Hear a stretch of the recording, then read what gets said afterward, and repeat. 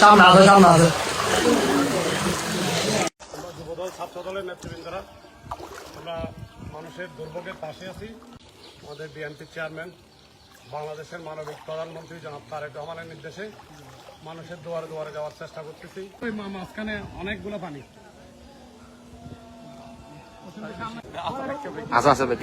এখানে ডুবো ডুবো পানি।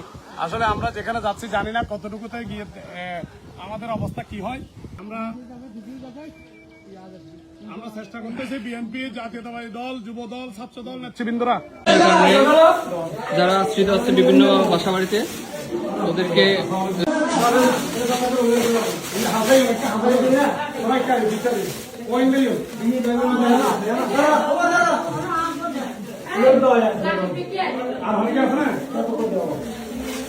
প্রত্যেকের উচিত যার যার জায়গা থেকে মানবিক কাজে সহযোগিতা করা।